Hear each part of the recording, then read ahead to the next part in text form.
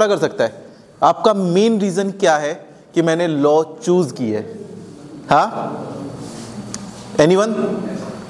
एक रीजन क्यों चूज किया आपने लॉ फील्ड? यस, कोई आइडिया नहीं है, कोई डायरेक्शन नहीं है कि बस आ गया है, पापा ने फोर्स कर दिया चल पढ़ो, ऐसा कुछ? हाँ ठीक है, चलो पापा ने फोर्स तो कर दिया, एडमिशन ले लिया हमने, first year, second year, third year. First year में कौन कौन है यहाँ? ठीक है, सेकंड ईयर में एक ही, थर्ड में, थर्ड ईयर, फोर्थ, फिफ्थ। चलिए अब मैं एक क्वेश्चन पूछने वाला हूँ सिंपल सा कि एडमिशन हो चुका है आपका, अब आगे क्या? 5 साल पढ़ लोगे, पढ़ने के बाद आगे क्या? हाँ, कुछ भी नहीं। मेन रीजन क्या है इसको पूरा पर्टिकुलर फील्ड में आने का? क्या चाहिए आपको? एंड रिजल्ट क्या होना चाहिए? आपका गोल क्या है? कोई तो गोल होगा ना, चाहे पापा ने फोर्स कर दिया हो, बट फोर्स करने के बाद भी आपने कुछ तो गोल बनाया होगा ना अपने माइंड में कि मैं इस गोल के लिए इसे चूज किया है, इस फील्ड को चूज किया है, एक्सेप्ट किया है आपने।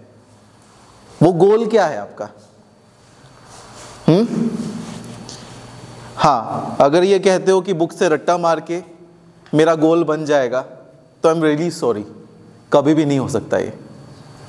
बुक्स को ऐसे ऐसे इंसान है जो इतना रिमेंबर करने के बाद भी they are zero, they do not even have a practical exposure in the field of law. जैसे कि यहां पर आप देख ही रहे हो, राइट? सी, स्टार्ट करेंगे एक एक पॉइंट करके। आपने चूज किया है लॉ, लॉ चूज करने के बाद अब मुझे हमेशा जो हर एक स्टूडेंट को जो डर रहता है ना, आगे क्या? 5 साल बीत जाएंगे, आगे क्या? राइट? अगला क्या स्टेप है मेरा? Why do I need to work hard these 5 years? जिनके लिए लास्ट ईयर है वो लास्ट ईयर ही समझो। मैं इन 5 साल की बात करूंगा, फर्स्ट ईयर से लेकर 5th ईयर तक। इन 5 साल में मैं ऐसा क्या करूं कि मेरा एक डिजायर्ड गोल है, मैं उस गोल तक पहुंच सकूं। अब ये गोल क्या है आपका? हाँ, मेन फैक्टर, आपका डिसाइडिंग फैक्टर क्या होना चाहिए? आपका एक गोल। वो गोल क्या है आपका? आपको पता है कि लॉ पास आउट करने के बाद आप में से 99% का जो गोल रहता है वो है एडवोकेसी। यही होता है कि मैं प्रैक्टिस कर लूँगी या प्रैक्टिस कर लूँगा एंड वहीं पर मैं 100% कुछ ना कुछ कर जाऊँगा। बट क्या ये प्रैक्टिस ही आपका गोल होता है? Just practice? क्या उस प्रैक्टिस इनफ है इस गोल को आगे, मतलब गोल की तरफ जाने के लिए? क्या इसके अलावा भी कोई ज़िंदगी है लॉयर्स की? आप किसी ऐसे एक लॉयर का नाम बता सकते हो जो इस टाइम पे करोड़्स कमा रहा है per month? Any lawyer? What if I से कि दिल्ली में approximately more than 10,000 of the lawyers जिनकी डेली की इनकम होगी इतनी। क्यों? कोई रीजन है उनका कि इतना कमाने का? क्या रीजन है, क्यों कमा रहे हैं इतना? क्या आप लोग कमा सकते हो इतना? क्या आपके अंदर वो कैलिबर है कि उस गोल तक पहुंचने का? सी, जितने भी लोग होते हैं, कोई भी पढ़ाई करते हैं, उनका डिजायर्ड रिजल्ट क्या होता है? पैसा, right? Because that is the thing जो आपका घर चलाने में, आपकी इच्छाएं पूरे करने में हेल्प करता है। बट उस पैसा कमाने के लिए भी यू नीड समथिंग, कुछ तो चाहिए। वो पैसा कमाने तक पहुंचने के लिए वो चीज़ क्या है? वो है आपकी स्किल्स। आप जितना मर्जी पढ़ लो, उस पढ़ाई से आपकी स्किल्स कभी डेवलप नहीं होगी जब तक आप उसको प्रैक्टिकली एक्सपोज नहीं करोगे। समझ रहे हो? So here the concept of practicality of knowledge comes. ठीक है, तो प्रैक्टिकलिटी ऑफ नॉलेज कैसे ली जाए, उसका क्या तरीका होता है और क्यों ली जाए, यही एक क्वेश्चन रहता है हमेशा। बच्चे फर्स्ट ईयर से लेकर 5th ईयर तक पढ़ते रह जाते हैं, बट जब वो इंटरव्यू के सामने जाते हैं, इंटरव्यूअर के सामने जाते हैं, वो हमेशा ब्लैंक रहते हैं। इंटरव्यूअर आपसे पूछेगा कि बताओ आपने 5 साल किया क्या, आपने सिर्फ मार्क्स दिखा दिए मुझे, बट आपने किया क्या, आपके हाथ में ऐसा क्या है कि मैं तुम्हें हायर करूं, है कुछ, राइट, है कुछ। दैट इज वाई हर एक कॉलेजेस में, चाहे वो नेशनल हो चाहे वो इंटरनेशनल हो, हमेशा कुछ ना कुछ अपॉर्चुनिटीज आपके सामने आती रहती है, ठीक है। इसी चीज को इनकैलकुलेट करने के लिए, उन अपॉर्चुनिटीज का फायदा उठाने के लिए दिस II3 सेल और भारत ग्रोथ इंस्टीट्यूशन वो आपके सामने स्किल बेस्ड एजुकेशन को लेकर आता है, राइट। अब वो स्किल बेस्ड एजुकेशन का आप कितना फायदा उठाओगे वो आपके ऊपर है। फॉर एग्जाम्पल, आज से कोर्स स्टार्ट करते हैं हम, moot court training. Moot court किस किस को पता होता क्या है? मूट कोर्ट वर्ड सुना होगा लॉ के टाइम पर, होता क्या है? कोई आइडिया मूट कोर्ट है क्या? क्यों पढ़ना है मुझे मूट कोर्ट, क्यों सीखना है मूट कोर्ट, उसकी ट्रेनिंग की रिक्वायरमेंट क्या है मुझे? मैंने भी एक वर्ड बोला था कि 99% यहां बैठे बच्चे या तो एडवोकेसी में जाएंगे या फिर कुछ और करियर ऑप्शन एक्सप्लोर करेंगे, बट वो 99% बच्चे फर्स्ट ईयर से लेकर 5th ईयर तक सिर्फ और सिर्फ बुक्स पढ़ते रह जाएंगे। बट 1% आपके बीच में होगा जो वो बुक्स के अलावा अब वो समझेगा कि मेरे पास एक और तरीका है लॉ सीखने का है, वो है प्रैक्टिकलिटी। क्यों ना मैं लॉ को रियल में होते हुए देखूं। तो इसीलिए काफी बच्चे इंटर्नशिप में चले जाते हैं, राइट। बट क्या हर एक बच्चे को इंटर्नशिप मिल जाती है एक अच्छी जगह पर? नहीं ना। फर्स्ट जनरेशन लॉयर्स होंगे आप में से ज्यादातर।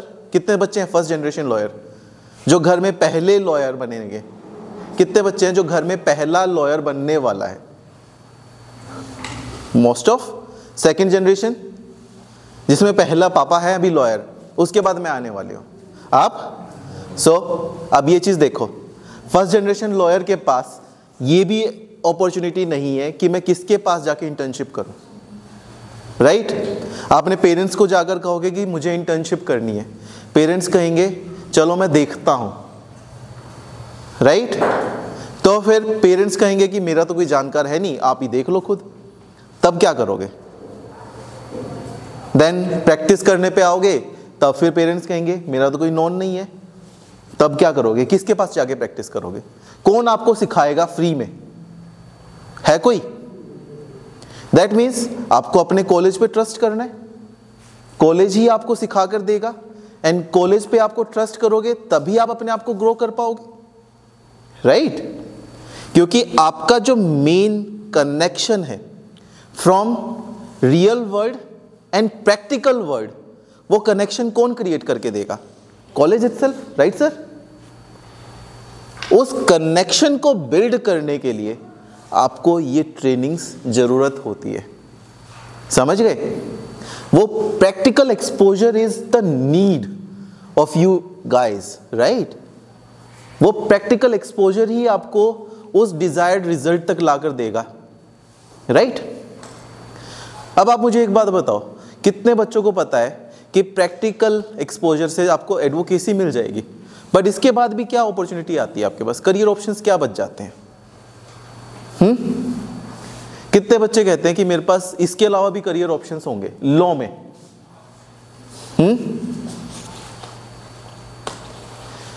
किसी ने पैरालीगल एक्टिविटीज के बारे में सुना है, या पैरालीगल जॉब्स के बारे में? एनीवन? होता क्या है, कोई बता सकता है? पैरालीगल होता है क्या है? टायर 1 फर्म्स, टायर 2 फर्म्स, यहां पर पैरालीगल जो जॉब्स होती हैं, जिनको कहते हैं रिसर्चर्स, उनकी जो स्टार्टिंग सैलरी होती है ना, वो 70,000 रुपीज पर मंथ है। कितनी? 70,000 रुपीज पर मंथ। कहां पर? Tyre 2 tyre 1 firms. बट अब आप सोचोगे कि ये पैरालीगल है क्या एंड इसका मेरे लिए क्या इंपॉर्टेंस है। सोच ही रहोगे ना कि मैं कैसे उस लेवल पे जाऊं। तो पैरालीगल वो एक अपॉर्चुनिटी होती है जहां पर हम उन बच्चों को सेलेक्ट करते हैं जिनका एनालिटिकल स्किल्स, रिसर्च स्किल्स बहुत अच्छी होती है, बट उनके पास एक स्किल नहीं होती कि वो आर्ग्यू नहीं कर सकते। काफ़ी बच्चे होते हैं ना कि जज के सामने जाने से डरते हैं, बट उनकी नॉलेज इतनी हाई होती है that they can crack any of the case they come up with. उसमें इतने लूप होल्स ढूंढ लेते हैं कि कोई एक स्पेसिफिक लॉयर भी नहीं ढूंढ पाता। तो that person is considered to be paralegal person. अब उसके पास क्या स्किल्स होनी चाहिए? पहली, उसको लीगल रिसर्च आनी चाहिए। तो लीगल रिसर्च कहां से सीखोगे? ऐसा कौन सा प्लेटफॉर्म है जो आपको लीगल रिसर्च करना सिखा सकता है? Either your college, right, either you itself, जो अपने आप से खुद से सीखोगे। तो उसको सीखने के लिए भी यू नीड एन हेल्प, तभी II3 सेल आपके सामने आ रहा है। फॉर एग्जाम्पल, आप में से कौन कौन SCC ऑनलाइन के बारे में जानते हो? SCC ऑनलाइन कितने बच्चे हैं? जानता कोई क्या होता है? मनु पात्रा कितने लोग जानते हैं? होता है क्या? केस माइन कोई जानता है? इंडियन कानून .in कोई जानता है? अब कोई केस आ गया आपके पास कि मुझे एक पर्सन को मर्डर से बचाना है, तो उसके लिए आपको प्रेसिडेंट ढूंढने पड़ेंगे। प्रेसिडेंट वर्ड जानते हो? हाँ, केस लॉज ढूंढने पड़ेंगे आपको, राइट, कि इस केस लॉ में ये लिखा गया था, इसकी वजह से आप मेरे क्लाइंट को छोड़ दो। पर वो केस लॉ लाओगे कहां से? या तो आप बुक्स पढ़ लोगे, बट बुक्स इतनी ज्यादा हो चुकी हैं कि हर एक बुक में से अपना पर्टिकुलर पॉइंट ढूंढना इतना मुश्किल हो जाएगा, right. So that is why there are certain kinds of software and search engine. जैसे गूगल होता है ना, ऐसे ही गूगल की तरह ये कुछ सर्च इंजन्स हैं। SCC online, Manupatra, case mine, Indian Kanoon and much more. तो 90% advocates in Delhi use these kinds of softwares to do their research, right. And ये पैरालीगल जो लॉयर्स होते हैं, एडवोकेट्स ही होते हैं वो, पर वो रिसर्चर के तौर पे रहते हैं। अब उन रिसर्चर का मेन गोल क्या रहता है कि हम इस SCC ऑनलाइन, मनु पात्रा जैसे सॉफ्टवेयर्स पे कमांड पाएं।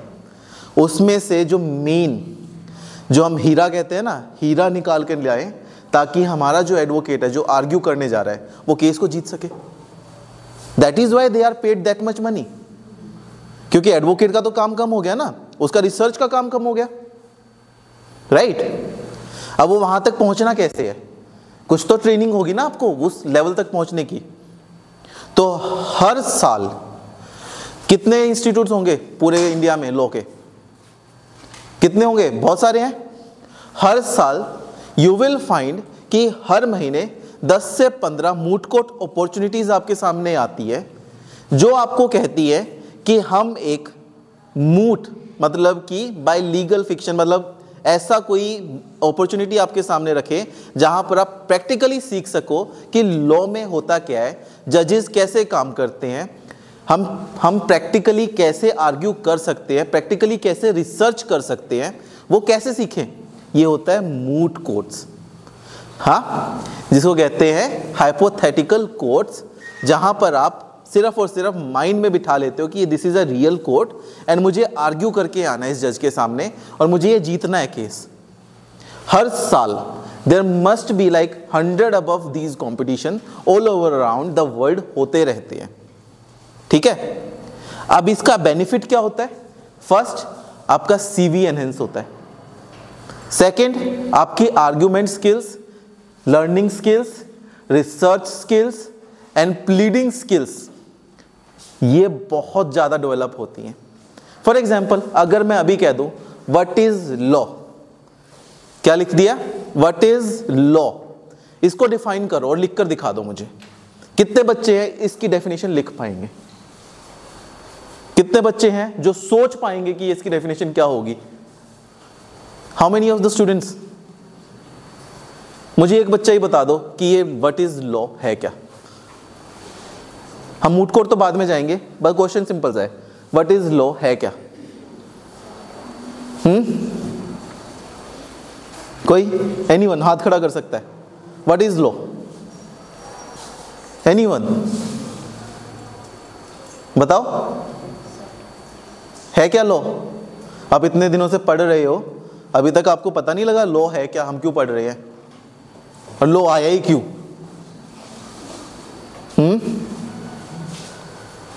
आप लोग यहां बैठे क्यों हो, मुझे पहले तो ये बताओ। हाँ, क्या मैंने आपको जबरदस्ती बिठाया है? जबरदस्ती बिठाया है? नहीं, अपने मन से बैठे हो। और शांत क्यों बैठे हो? कोई ऐसी कोई फोर्स है जो आपको शांत बैठने के लिए फोर्स कर रही है? इज देयर एनी फोर्स जो आपको शांत बैठने के लिए मजबूर कर रही है? हाँ, क्या वो फोर्स कुछ लॉ का रूप है क्या? हाँ, दैट फोर्स जो आपको सीधा बैठने के लिए, मेरी तरफ देखने के लिए मजबूर कर रही है, क्या वो फोर्स को हम लॉ कह सकते हैं? बताओ। शांत। अब मैंने ये बोल दिया, क्या ये वर्ड भी लॉ है? सिंपल सा क्वेश्चन है कि आप शांत बैठे हो और शांत बैठ के मेरी बात सुन रहे हो, क्या मैंने आपको मजबूर किया शांत बैठ के सुनने के लिए? नहीं। तो then why are you following my commands? मेरी फॉलो क्यों कर रहे हो कमांड? बताओ ना, सिंपल सा क्वेश्चन है। आपका एनालिटिकल माइंड क्या कहता है कि मेरी कमांड क्यों फॉलो कर रहे हो? आप फादर की कमांड क्यों फॉलो करते हो? फादर ने कहा जाओ मैं 10 रुपए देता हूं, सामान लेकर आओ घर का, क्यों फॉलो करते हो वो कमांड को? क्या वो लॉ है? क्या वो सेट ऑफ रूल्स है जो हम सीखते आए हैं कि set of rules which we need to follow? ऐसा कुछ है? अगर आप इस लॉ की डेफिनेशन ढूंढने लगोगे ना, तो इसकी इतने डेफिनेशंस मिल जाएंगे ना आपको कि आप सोचने में मजबूर हो जाओगे कि क्या सही में लॉ कुछ होता है। चलो ठीक है, एक डेफिनेशन सबको याद हो जाती है, उसी डेफिनेशन पे बात करता हूं मैं। जॉन ऑस्टिन का नाम किस किसने सुना है? John Austin, analytical school of jurisprudence. John Austin सुना है किसी ने? हाँ, फर्स्ट ईयर है, इन्होंने नहीं सुना होगा, पर लॉ की डेफिनेशन तो सुनी होगी। चलो, आप लोगों ने नहीं सुना है तो मैं आपको बताता हूं। एक पर्सन थे जॉन ऑस्टिन, 18th सेंचुरी में। उन्होंने लॉ को डिफाइन करने की कोशिश की, उन्होंने एनालाइज किया कि लॉ है क्या। एंड उस टाइम के जमाने के अकॉर्डिंग जो उन्होंने लॉ का डेफिनेशन दी वो थी, law is a command of sovereign and everyone must follow it. If you do not follow it you will be sanctioned, आपको सजा मिलेगी। अब इसने क्या कहा? Law is a command of sovereign, मतलब कि लॉ किसकी कमांड है? सॉवरेन। सॉवरेन उस टाइम कौन होता था? राजा। तो लॉ किसकी कमांड हुई? राजा की। अगर आप राजा के हुक्म को फॉलो नहीं करोगे तो क्या मिलेगी आपको? सजा। क्या इसको हम लॉ की डेफिनेशन मान सकते हैं? हाँ, क्यों? हमारे यहां पे पार्लियामेंट लॉ बनाती है, आप क्यों फॉलो करते हो? आपको क्यों सजा मिलती है? फिर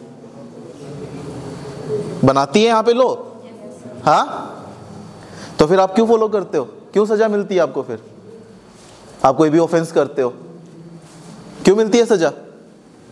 law is a command of sovereign, हमारे पास भी कमांड है, हम भी सॉवरेन को फॉलो करते हैं, उस सॉवरेन की वजह से हम भी उसको मतलब वॉयलेट करने से डरते हैं, राइट? अगर वॉयलेट हो जाते हैं तो हमें भी सजा मिलती है, होता है। दैट मीन्स राजा का हुक्म हम हर कोई मानता है, बट क्या ये डेफिनेशन लॉ की हो सकती है? द क्वेश्चन इज दिस, क्या is it a true form of law? Is it a true form of law? But अगर मैं यहां पर एक और चीज ऐड कर दूं कि नहीं, हमारे पास कुछ ऐसे लॉज भी होते हैं जो सिर्फ और सिर्फ दो पार्टीज के बीच में फॉलो होते हैं। क्या कॉन्ट्रैक्ट में किसी कमांड आती है सॉवरेन से? हाँ, या फिर दो पर्सन्स की बातें होती हैं बस वहां पर? 2% की। सो दैट मीन्स हमारी लॉ भी डायनामिक है, उसके जो डेफिनेशन है वो as per the school, as per the challenge change होता रहता है। ऑस्टिन ने कुछ बोल लिया, फिर सेलमन ने कुछ बोला, फिर हेंस केल्सन ने कुछ बोल दिया, फिर सेविग्नी ने कुछ बोल दिया, तो वो क्या है, अपने अपने इंटरप्रिटेशन दे रहे हैं कि लॉ है क्या। एक पर्सन आया था क्या कहते हैं, सेविग्नी, आई थिंक सेविग्नी है, हिस्टोरिकल स्कूल ऑफ लॉ। उन्होंने क्या कहा कि हमारे पास ना सिर्फ एक ही लॉ है, वो है हमारे कस्टम्स। कौन से? जो आप कस्टम्स फॉलो करते आ रहे हो। कस्टम पता है क्या होता है? हाँ, तो वो एक लॉ है। Is it true? क्या कस्टम्स आपके लॉ हो सकते हैं? बताओ। So these are the questions which makes you think, which makes you develop that analytical mind, which tries to break that barrier। वो जो बैरियर है सोचने की, समझने की क्षमता वाला, उसको तोड़ने के लिए ये पर्टिकुलर सब्जेक्ट्स पढ़े जाते हैं। ठीक है? ऐसे ही मूट कोर्ट कंपटीशन वो एक बैरियर है आपकी हिचक को खत्म करने के लिए। जो आपके अंदर डर है कि सामने वाला मुझसे अच्छा बोल देगा, मैं हार जाऊंगा या हार जाऊंगी, उस बैरियर को खत्म करने के लिए you need this type of trainings. समझ गए? फॉर एग्जाम्पल, अगर मैं अभी पूछ लेता हूं व्हाट इज लॉ, किसी बच्चे ने हाथ नहीं खड़ा किया, क्या मुझसे डर लग रहा है कि मैं कुछ कह दूंगा? Don't you think it is a barrier जो आपको रोक रहा है? या फिर आपस में बात करने से वो बैरियर खत्म हो जाएगा? हाँ, देखो मैं यहां पे सिर्फ और सिर्फ बताने आया हूं, आपको सीखना है सीखो, बट सिंपली अगर आप ऐसे दोस्तों में रहोगे ना, आप वो कभी भी डेवलप कर ही नहीं पाओगे। घिसे पिटे लॉयर बन के रह जाओगे जिनकी अर्निंग स्किल्स बिल्कुल जीरो है, वहां पे जाके कुछ नहीं कर पाओगे फिर आप। यही चीज सीखने की है जो हम सिखाना चाहते हैं कि आपकी रिक्वायरमेंट क्या है। आप सीवी लेकर जाओगे ना, सीवी मुंह पे मारेंगे वो आपको कि आपको ABCD आती नहीं है, आए हो नौकरी करने। यहां तक कि जज के सामने जाओगे ना, वो भी 1000 सुनाएगा आप लोगों को कि क्या लिख दिया है ये। You know, Karnal court, Kurukshetra court या फिर किसी भी कोर्ट में चले जाओ हरियाणा की, सिर्फ और सिर्फ 3 या 4 पर्सन है जिनके पास लीगल ड्राफ्टिंग स्किल्स है, और सारे के सारे वकील उनसे ड्राफ्ट करवा के अपनी प्रैक्टिस चला रहे हैं। This is the standard which you are living in. उस स्टैंडर्ड से आगे बढ़ना है या नहीं? आपके पास 5 साल है बस सीखने को, किसी के पास 3 होंगे, किसी के पास 5 साल है। उस स्किल्स को सीखने की कोशिश क्यों नहीं करते? उस बैरियर को तोड़ने की कोशिश क्यों नहीं करते कि अगर वो 3 लोग कर सकते हैं तो मैं क्यों नहीं? वो 3 लोग लाखों कमा रहे हैं महीने के, मैं क्यों नहीं? मुझ में ऐसी क्या कमी है? क्या ये दोस्ती हमें सिखा देगी ये चीजें? हाँ, इट इज इंपॉर्टेंट दोस्ती होना, बट क्या ये आपस में बात करना ऐसे टाइम पर जहां पर आपको नॉलेज मिल रही है, क्या वो सिखा देगी? क्या वो मोर देन इनफ होगी आपके लिए? दैट प्रैक्टिकल एक्सपोजर जो IIE 3 सेल आपके लिए लेकर आ रहा है, तो उसका तो फायदा उठाओ थोड़ा सा। Practicality is more important in your life. Main चीज क्या है कि मूट कोर्ट ट्रेनिंग कैसे की जाए। मूटिंग होता है क्या है? सबसे पहला कोई बता सकता है कि ये मूटिंग है क्या? हमने बताया था ना कि हाइपोथेटिकल कोर्ट्स है ये। मैं बैठ गया हूं एक कोर्ट, मैंने आपको एक आर्ग्यूमेंट दी है कि एक जना प्रो में बात करो, एक जना अगेंस्ट में बात करो। कितने लोग हैं जो आपस में बात कर पाएंगे? सिर्फ बात करने की बात है, आर्ग्यूमेंट तो दूर की बात छोड़ो। क्वेश्चन देता हूं, क्या मैरिटल रेप वैलिड होना चाहिए, इलीगल होना चाहिए? कोई एक प्रो में बोल के दिखा दो, कोई उसके अगेंस्ट में बोलकर दिखा दो। कितने लोग हैं जो at the time without your analytical skill इस पर्टिकुलर टॉपिक में बोल पाओगे जस्ट बिफोर थिंकिंग इट? है कोई? सिंपल सा टॉपिक है, कितने लोग बोलेंगे?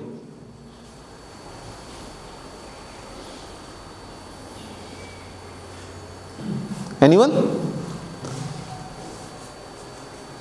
सो ये देखो, this is the standard of right now. जब बोलने की बारी आती है, यू आर क्वाइट, राइट? सो इस बैरियर को खत्म करना है, एंड दैट इज वाई ये ट्रेनिंग आपके लिए इंपॉर्टेंट होगी. बिकॉज अब आपको अपने कंफर्ट जोन से बाहर निकलना पड़ेगा अगर आपको अपनी फील्ड में आगे आना है तो. That barrier needs to be breaken, right? या ब्रोकन, सॉरी.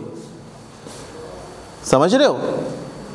वो बैरियर आपको तोड़ना ही पड़ेगा, एंड वो तोड़ने का सिर्फ एक ही तरीका है कि अपनी स्किल्स डेवलप करो.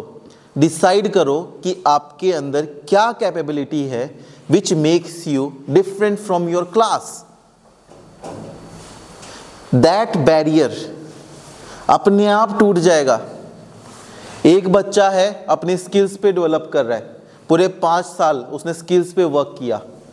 6ठे साल जब उसकी नौकरी की बारी आएगी ना, वो उन बच्चों से इतना आगे होगा कि वो कभी भी कैचअप नहीं कर पाएंगे उसके पास. समझ रहे हो?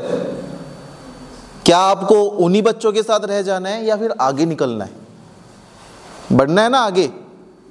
सो ऐसी अपॉर्चुनिटीज जो आपके पास आ रही हैं, उन अपॉर्चुनिटीज को एक्सेप्ट करो, उन चैलेंजेस को एक्सेप्ट करो और चैलेंजेस के आगे बढ़ो. Break that barrier. For example, अभी फर्स्ट ईयर का बच्चा है, उसको इंटर्नशिप पे जाना है. आई थिंक 1 साल के बाद जाने देते हैं ना यहाँ पर इंटर्नशिप्स, है ना? हाँ, सेकंड ईयर वाले से जाने देते होंगे, ठीक. सेकंड एंड थर्ड ईयर से, ठीक है. थर्ड ईयर के बच्चे हैं, आपको इंटर्नशिप पे जाना है.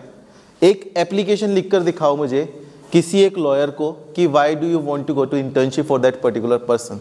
उस पर्सन के पास क्यों इंटर्नशिप पे जाना चाहते हो आप? एक application. This is your legal writing skill. वो पर्सन आपको क्यों एक्सेप्ट करेगा? फिर बच्चे कहते हैं कि सर वो हमसे फ्री में काम करवाते हैं.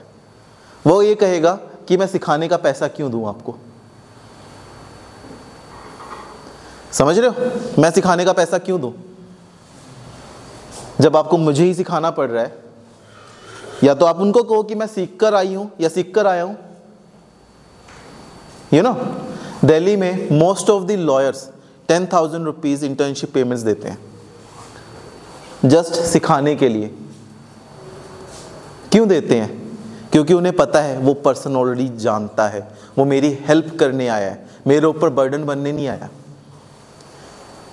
ज़्यादातर लॉयर्स यही कहते हैं, बर्डन आ चुका है मेरे सिर पे, मुझे इंटर्नशिप देनी पड़ेगी. क्या वो बर्डन बनना चाहते हैं उनके लिए?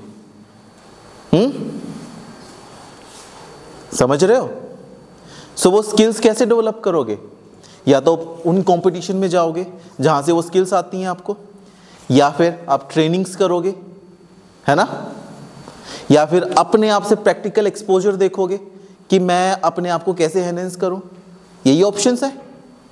सो पहला ऑप्शन देख लेते हैं कि मुझे उन कॉम्पिटिशन्स में जाना है. कंपटीशन में आपके सामने टॉपिक आ गया. अब टॉपिक के ऊपर आपको प्लीडिंग्स लिखनी है. किसी को पता है प्लीडिंग्स होता है क्या? प्लेन रिटन स्टेटमेंट होता है क्या? हाँ, कोर्ट में कि मुझे केस स्टार्ट करना है तो सिविल केसेस में प्लीडिंग कहते हैं, कंप्लेंट क्रिमिनल केसेस में कहते हैं, रिटन स्टेटमेंट सिविल केसेस में कहते हैं, रिप्लाई कहते हैं आपके क्रिमिनल में. रिप्लाई डाल दिया मैंने अब, ठीक है? सो ये चीजें आप कैसे लिखोगे, कैसे रिप्लाई दोगे? एनीवन? कहीं से तो सीखना होगा ना. या फिर मैं आपसे ये पूछ लूं कि जज के सामने प्रोसिक्यूटर और डिफेंस कहां खड़ा होता है? कोई बता सकता है? जज के सामने प्रोसिक्यूटर और डिफेंस कहां खड़ा होता है? जोली एलएलबी देखी है ना? या उस जैसा लॉयर बनना है जो स्टार्टिंग में जाकर ही उल्टी साइड में खड़ा होगा? देखा है ना कितना मजाक उड़ा था उस मूवी में ही. ऐसे लॉयर बनना चाहते हो? नहीं ना. यू वांट दैट स्किल कि मुझे पता होना चाहिए कि मैं कोर्ट में जब भी पहला केस लूं तो उसको परफेक्टली हैंडल करूं. राइट? सो हम अब से स्टार्ट करने वाले हैं ये मूड कोर्ट ट्रेनिंग, जो आपके लिए वेरी मच हेल्पफुल होगी, ताकि आप उन कॉम्पिटिशन्स में पार्ट ले सको या फिर अपने ही कॉलेज में उन कॉम्पिटिशन्स को करवा सको, ताकि हम अपने इस बैरियर को रिमूव कर दें, हमारे इस बैरियर को ख़त्म कर दें और हम उस पर्टिकुलर लेवल तक पहुंच जाएं जो दिल्ली या फिर नोएडा वाले बच्चों का है। राइट? हम हमेशा अपने पेरेंट्स को कंप्लेंट करते रह जाएंगे नहीं कि सर वो लोग तो बहुत अच्छा है, उनकी अच्छी पढ़ाई हुई है, पढ़ाई यहाँ पे भी सेम ही है। बट दिक्कत क्या है, आप लोग अपना बैरियर नहीं तोड़ना चाहते। उस बैरियर को तोड़ना पड़ेगा, आपको अंदर अपने अंदर कॉन्फिडेंस लाना पड़ेगा कि वो लोग कर सकते हैं तो मैं भी कर सकता हूँ, मैं भी कर सकती हूँ। वो लोग नहीं डरते तो हम भी नहीं डरते। समझ गए? तभी यहाँ पर एक आर्ग्यूमेंट चलती है कि why NLUs, why not NLUs। हम हमेशा NLU को ही फोकस क्यों करें? नॉन NLU वाले क्या कमा नहीं सकते? हाँ, क्या उनके पास स्किल्स नहीं हो सकती? क्या वही कॉर्पोरेट रेडी होते हैं, हम कॉर्पोरेट रेडी नहीं हो सकते क्या? समझ गए? सो कोई भी डाउट है, आप मुझसे पूछना चाहते हो तो पूछ सकते हो इस चीज़ के लिए। ये नहीं जानना चाहोगे कि कौन कौन से कोर्सेज सिखाओगे सर आप, ये ट्रेनिंग में क्या क्या होगा सर, इससे मेरा क्या बेनिफिट होगा, मैं क्यों लूं आपसे ये कोचिंग या फिर ट्रेनिंग? ये तो क्यूरियोसिटी है ना आपके माइंड की, क्यों नहीं पूछ रहे? हाँ बताओ, इंडियन एविडेंस एक्ट देखा है? उसमें भी हाउ, व्हेन, व्हाई स्टार्टिंग में पूछ लेता है कि कैसे प्रूव करना है, क्यों प्रूव करना है, किस तरीके से प्रूव करोगे। सो आपके अंदर क्यूरियोसिटी कहाँ चले गई ना बता सकते? Hello students, good afternoon. I am Advocate Divya Gera. I am currently practicing as an advocate in Karnal District Court, and I hope you liked the session with Mr. Sanjeev. How was it? बहुत गर्मी आ गई। कुछ तो response दो, कैसा लगा? It was good?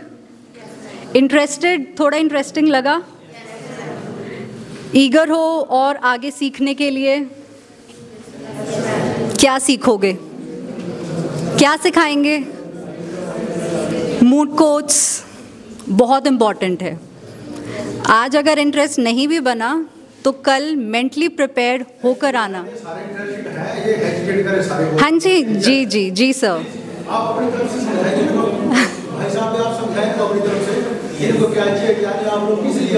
Ji ji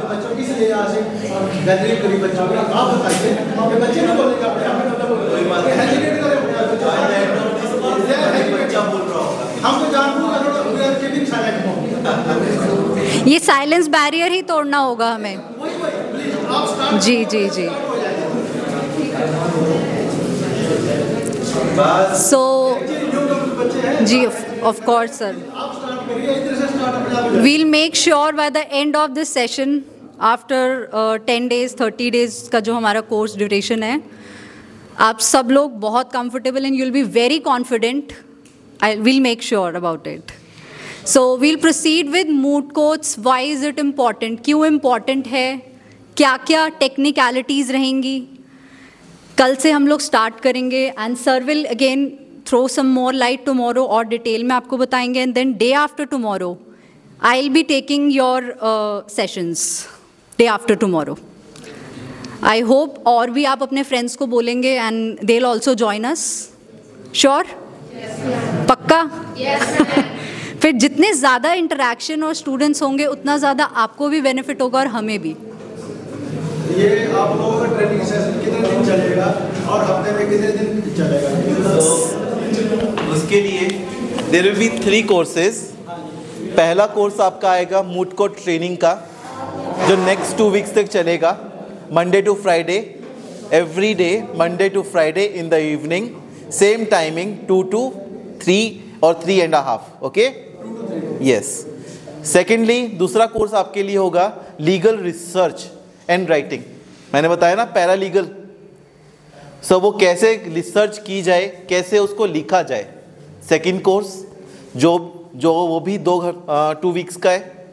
and the third course will be the contract drafting, एक ऐसा कोर्स है जो फाइनल ईयर्स एंड वो सब बच्चों के लिए इंपॉर्टेंट है जिसको सिविल सूट्स में इंटरेस्ट होता है। आप लोगों के बीच में 2 पर्सन का कॉन्ट्रैक्ट हो जाए तो उस कॉन्ट्रैक्ट में कौन से क्लॉजेज होने चाहिए एंड उन क्लॉजेज पर कैसे आर्ग्यू किया जाए, ये थर्ड कोर्स है। इन 3 कोर्सेज में हम आपको प्रैक्टिकली बताएंगे कि how to earn that skill and how to earn that legal research skills within you. तभी और तभी आप मार्केट रेडी होंगे या फिर इंडस्ट्री रेडी होंगे उस पर्टिकुलर फील्ड के लिए।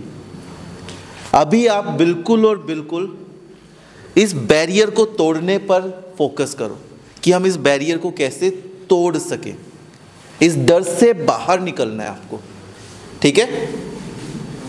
ऑल राइट, चलिए, thank you everyone. Yes sir, 2 बजे से every day, daily, Monday to Friday, 45 days का sir, 6 weeks. Definitely sir, definitely. So 6 weeks का होगा इस everything, Monday to Friday 6 weeks तक लगातार, ठीक है?